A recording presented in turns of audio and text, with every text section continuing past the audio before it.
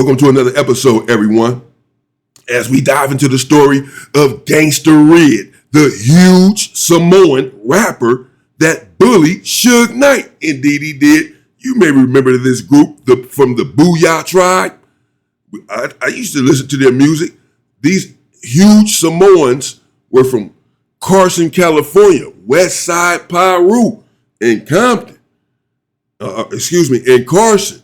And they had, or this one individual, Gangsta Ridd, had Suge Knight, Buffalo, Bullied, Petrified even. Suge Knight, the individual who had the entire music hip-hop industry petrified in Buffalo, was buffaloed and bullied himself by this individual here, Gangsta Ridd. Check him out. Do we got bass? Yes, we got bass.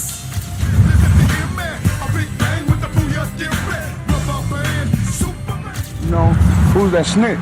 Like when you witness a murder and you want to tell the judge or the jury, you gonna get murdered too. That's what the whole song talk about. Another body murder coming from Gangsta mother Ridd. Everyone I talk to, they be, man, they sure really this, really that. I'm like, but I'm Samoan, man. I don't give a I don't care. You King Kong, you Godzilla, you gonna get that beat. Yes, sir. The Booyah tribe never really got their flowers in the music game like they should have. But when it came to the streets, their reputation was untouchable. They're only gangsters to the music industry, but to the streets, they're like gangsters to MTV, but not to the streets. You know what I'm saying? Booyah tribe is for the streets, you know what I'm saying? These were Samoan giants, each one They big. standing over 6 feet tall and tipping the scales at 300 plus pounds. Each one tipping the scale at 300 plus pounds. And we see that Gangsta Ridd was a huge individual. It looks like he got a little smaller right there during that interview he was having right there. But earlier when he was talking about if you are a witness on an M case, you get M yourself. He's not playing. This is the individual that had Suge Knight shook up. Just the sight of them was enough to make folks think twice. As Cypress Hill's Be Real once said, anyone familiar with the Booyah tribe is aware of their intimidating stature. No one was effing with those guys, you know? If they got behind you and they said, hey, he's with us, you don't F with him. Nobody F with those guys. Simply put, having Booyah in your corner was like having a battalion of soldiers at your side. But even in a crew that intimidating, one guy stood out as the wild card, Paul DeVoe, better known as Gangsta Ridd. They were coming, come here, gangster, whispering. I was like, what's up? Suge Knight scared of you. If the rest of Booyah were soldiers, Gangsta was the berserker, straight unhinged. There's this story behind the scenes of their song Another Body Murder Suge where Knight scared everyone's of you. being careful about how they speak on it, trying not to say too much, and then Ridd just It cuts ain't through all so, that Suge. bluntly stating that the song was about snitches, and that snitches get murdered too. you know, who's that snitch? Like when you witness a murder and you want to tell the judge or the jury, you gonna get murdered too. That's what the whole song talk about. Another body murder coming from Gangsta mother Ridd. Even Suge Coming from Gangsta MF and Ridd. If you witness a murder and you want to tell a judge and a jury about a murder, you get murdered too. That's what the whole song is about, coming from Gangsta MF and Ridd. Oh man, I'm shook. Knight, who was feared by just about everybody in the game, didn't want smoke with Gangsta Ridd. What? Ridd once told the story of how he tossed his lyric book at Suge's face during a session, and Suge didn't do a thing. What? I was at death row. I threw my lyric book at Suge Knight. I tried to hit him in the head. Later, other death row artists like Left Eye He cut it off. He didn't say Suge didn't do a thing. At least he may have went on to say that, but this dude here cut it off before he said that. That's what he just said, though. He threw his lyric book at Suge Knight, and Suge Knight didn't do a thing, he said. That could be true, though. But they cut it off when Gangsta Ridd was explaining what happened, but we did hear him say he threw his lyric book at Suge Knight, did Gangsta Ridd. He probably didn't do anything. They said they was already calling him over there whispering, saying, Suge Knight is scared of you. Suge Knight is scared of you. The beast, the monster, Suge, is shook. What? guy from TLC and Keisha Cole quietly told Ridd that Suge was actually scared of him. They were coming, come here, gangster, whispering. I was like, what's up? Suge Knight scared of you. Suge Knight scared of you. And it makes sense. Ridd wasn't a dude you wanted to test. He said it himself. He didn't care who you were. If you came at him sideways, you were getting handled. When I talked to him, man, is Suge really this, really that? I was like, But I'm Samoan, man. I don't give I don't care. You King Kong, you Godzilla, you gonna get your And Booyah Tribe were protectors too. One of their most famous behind-the-scenes moves was stepping in for Eminem. Back in the early 2000s, M was in LA and reportedly getting extorted by Crip members. It started getting serious. Word got back to M's manager. Oh, no. Not you too, M. Eminem was out there in California, Los Angeles, getting extorted by gang members. Monster. Ganja says Booyah Tribe stopped Crips from extorting Eminem. Stop Crips from extorting Eminem. How he stopped the Crips from extorting Eminem. That's why California gets this bad reputation now for extortion and all of this nonsense. I don't know anything about that. Paul Rosenberg, and he knew exactly who to call.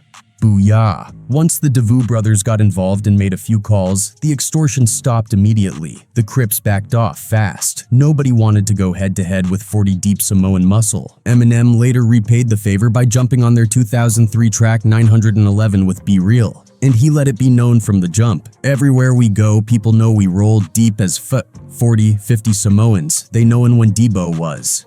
Everywhere we go, people know we roll deep as 40, 50 Samoans. Ain't knowin' when Debo. Their history of throwing hands goes way back too. Tone Loc told a story in a 2023 interview about a wild club night in the late 80s. Apparently, some of the Booyah brothers beat up his cousin, and Tone felt he had to pull a strap just to keep things from escalating. So we about to get into it. One of them pulled out a gat, I pulled out my gat, and we basically just, it's there. Nobody's busting, but nobody's running. Even then, armed and all, Tone said he thought twice. He looked at the Booyah crew and realized this might not end well. The Booyah Tribe also had ties to Death Row Records, often serving as muscle. In 2002, they rolled with Suge Knight to the West Coast Hip Hop Summit, showing up in force. Their presence sent a message. Suge was not to be messed with that day. Tensions between rival crews were high, but no violence occurred, likely because Booyah was standing guard. They even got involved in the music beefs of the era. After Snoop Dogg fell out with Death Row, a diss track dropped called Tharo, Y'all Hoes, and Gangsta Ridd was on it himself, alongside Tharo artists like Spiderlock and Eastwood. Ridd went in, clowning Snoop with lines like, "Once upon a time on the Row West Coast, there was a rapper named Snoop with extended cornrows. He would always bark about this and that." The rapper named Snoop with extended cornrows. He would always bark about this and that. Word on the street was Booyah might actually pull up on Snoop too, but Mutual Connection stepped in to cool things down. Producer Damidza said he personally helped squash it before it went left. But beyond their muscle and street reputation, the Okay, so they working for Suge Knight. They are employed by Death Row at some point. They have Suge Knight's back. They're showing up in force to support Suge Knight. Suge Knight fell out with Snoop Doggy Dogg and they made music supporting Suge Knight and attacking Snoop Doggy Dogg. Yet at the same time, clearly, this individual here, Gangsta Ridd, has Suge Knight a little bit shook up, sitting there hitting him upside the head with a lyric book. And apparently, Suge didn't do nothing. What happened to your Rottweiler, Suge? Where your dogs at? Booyah Tribe were hip-hop pioneers in their own right. Before they ever picked up a mic, the DeVoe brothers actually started out as professional dancers. They'd moved to funk music, creating routines and putting on shows in their South Bay neighborhood under the name the Blue City Strutters. Their bond with music was deep-rooted, and early on they gravitated toward live funk, playing as a band before becoming vocalists. Things took a dark turn in 1987 when their youngest brother was tragically killed in a gang-related shooting. That moment became a turning point. Instead of sinking further into the gang life, they made a pact to turn their lives around, to honor their brother's memory by dedicating themselves fully to music. As they put it, that's what he would have wanted. Trying to escape the pull of LA's gang culture, they left the US altogether and relocated to Japan. It might sound random, but Japan ended up being the spark they needed. While overseas, they started performing again. Gangsta Ridd would be front and center, hyping up Japanese crowds with his intense presence and raw delivery. Booyah toured Japan during the mid-1980s, and they were met with open arms. Their energy and authenticity caught on. That international love gave them the confidence to regroup and return to California in 1988, this time fully committed. They rebranded themselves as the Booyah Tribe. Booyah being a Samoan expression of victory, and Tribe standing for Too Rough International Booyah Empire. Their debut album, New Funky Nation, dropped shortly after, and it stood out from the rest of the rap landscape at the time. While most hip-hop acts were relying solely on samples and programmed beats, Booyah was laying down live instrumentation, playing bass, drums, guitar, and horns themselves. Over the years, their sound expanded and evolved. They collaborated with a wild mix of artists across genres. On the legendary Judgment Night soundtrack, they teamed up with rock band Faith No More for the heavy-hitting Another Body Murdered. They also linked up with Kid Frost on his East Side Story LP, appeared on the Transplants' Haunted Cities album, and delivered serious energy on POD's Testify with the track On the Grind. Their 1989 single, Ray. Yeah, the Booyah Tribe was booming. They had started booming some in the industry, and they were making some noise. He said that they were underrated and did not receive enough credit. Perhaps that's true. But I certainly know who they are, who they were, and I know who they are. I mean, they received some traction in the industry for sure in the late 80s and in the 90s. But these individuals, people who met them say that they were nice, they were cool, gentle giants, if you will. If you cross one of them or what have you, they would take care of business. You know, and this is why they have Suge Knight so shook up. Made waves, and by 1993, they were even featured on EYC's Get Some, which ended up on international charts. But long before the fame, before the rap verses and world tours, the brothers first learned their way around instruments in their father's church, the Assembly of God. They'd perform at services, then when no one was around, they'd use the church space to experiment with funk grooves and the early elements of hip-hop. Their lyrics often fell under the gangsta rap umbrella, touching on everything from street justice to carjackings, violence, and weed culture. It was their reality, and they never sugarcoated it. But they also opened doors and kicked down barriers for other Samoan artists trying to find a voice in hip-hop. Artists like Cosmo from New Zealand, who credited Booyah as his original inspiration, pointed to them as proof that Samoans could leave a mark in this culture. Being Samoan in America, especially in hip-hop, meant walking a tightrope between two worlds. But Booyah pulled it off. They embodied both their American upbringing and their proud Samoan roots. Albums like Angry Samoans in 1997 showed just how personal that identity was to them. And speaking of identity, you can't talk about Booyah Tribe without mentioning their street family, the Sons of Samoa. These guys were known for being one of the most serious and dangerous gangs out there. The gang, known as Sons of Samoa, SOS, got its start back in the mid-1980s in Long Beach, California. No. The Booyah Tribe, this individual is wrong. It's probably GPT or something. He's wrong about this. They are from Carson, California. They are Bloods. They were Bloods, West Side Pyro Bloods, Carson, California. Not SOS, that's in Long Beach, California. And they are Crips, SOS, who he's showing footage of here. This is not where the Booyah Tribe was from. He is certainly 10 trillion% mistaken about this. Over time, though, their reach expanded way beyond that. By the 1990s, they had spread to Hawaii and across various parts of California, including key areas in the Bay Area like San Jose, Oakland, and Hayward. Incidentally, these were the same cities where members of the Samoan family lived, which only added to their deep connections and influence in the region. The police in Washington state had a lot to say about the SOS gang and their reputation. They were well known for using intimidation tactics to get what they wanted. Extortion was also a common move, and they weren't shy about pulling off drug offs or even committing homicide when things escalated. No. What kind of weapons do the gangs use? Your gang, for example. 38, 22, 357, 9, AK. It's pretty heavy sort of artillery. These guys weren't the type to back down from a fight. He took all this SOS stuff, showing all the footage from the SOS gang.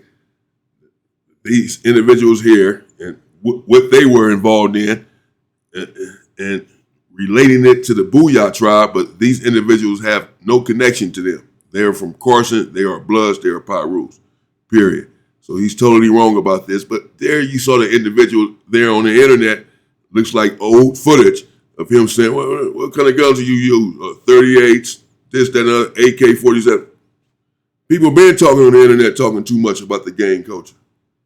Either. They'd throw hands with just about any gang that crossed their path. Their most common rivals, though, were the Tongan Crips gangsters, which only added to the tension on the streets. When it came to their image, the SOS gang used a few specific symbols to represent themselves. One of their most recognizable signs— How did this turn into the SOS?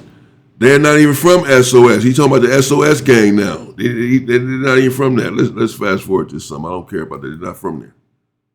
Of the city's population. It's no wonder they felt the need to stick together when they were such a tiny community compared to others. A friend of the Samoan family once described the gang in court records, saying it had a heavy presence in areas like San Jose and even in Samoan churches. It was in these churches that members of SOS would talk about values like respecting others, especially elders, a big part of Samoan culture. But outside of church, it was a whole different story. The same guys who were preaching respect and community inside those walls would show a much darker side when they were out in the streets. I wouldn't hesitate to shoot anyone.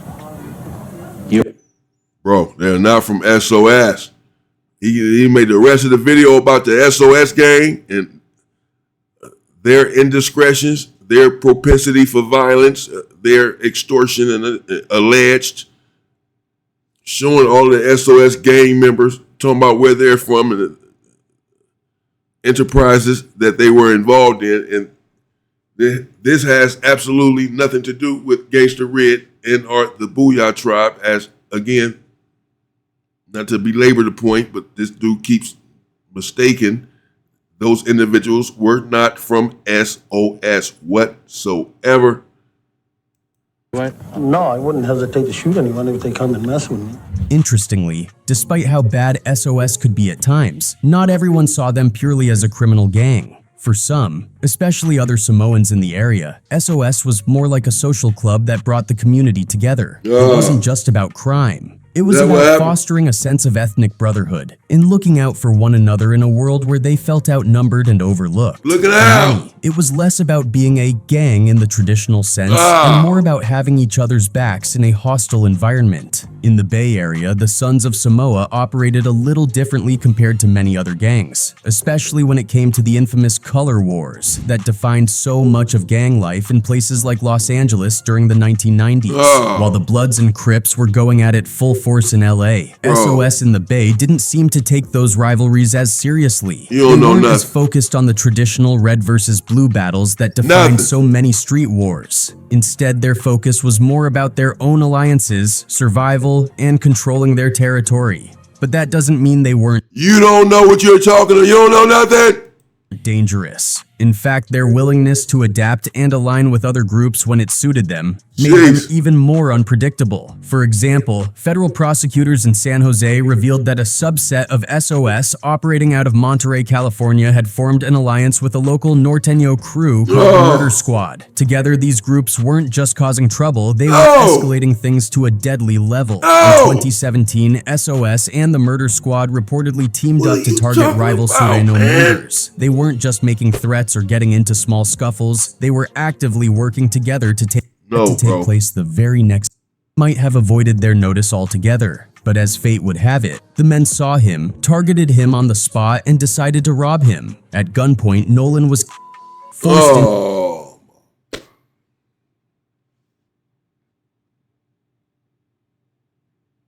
Wow. He done went all the way into SOS. He ain't talking about Gangsta Ridd no more. Got rid of Gangsta Ridd. Wow. They're not from SOS. He made the rest of the video about SOS and everything. He talking about a murder that the SOSs are. What is he doing? What is he talking about? Okay. There we have it, though, if you will. Gangsta Ridd from the Booyah Tribe, Carson, California, blood member, bullied Suge Knight, had Suge Knight shook up and scared, had Left Eye and Keisha Cole whispering to him, Suge Knight is scared of you. Suge Knight is afraid of you, boy. He say he hit him upside the head with a lyric book, and that guy did nothing. Suge, say it ain't so, killer. Gangsta Ridd, I think he resting in peace. I don't want to put that on him, though. It's not true. If so, rest in peace, but I don't want to put that on him. Booyah Tribe, shout out to them. Shout out to all of those individuals there from the Booyah Tribe. Suge Knight, we all know, is going through hell in prison. He's in prison, he's going through hell, because that's what prison is. But Suge had a lot of people afraid in the industry, but clearly not them, or not Gangsta Ridd. Gangsta Ridd said, I don't care if he King Kong or Godzilla. I'm going to beat his. It looked like he had lost a lot of weight by then. He was a big dude in that first video. When first little clip when he was talking about if you are a witness in an M case, then you get knocked off yourself. Let me know what you think in the comments. Stay safe and stay free.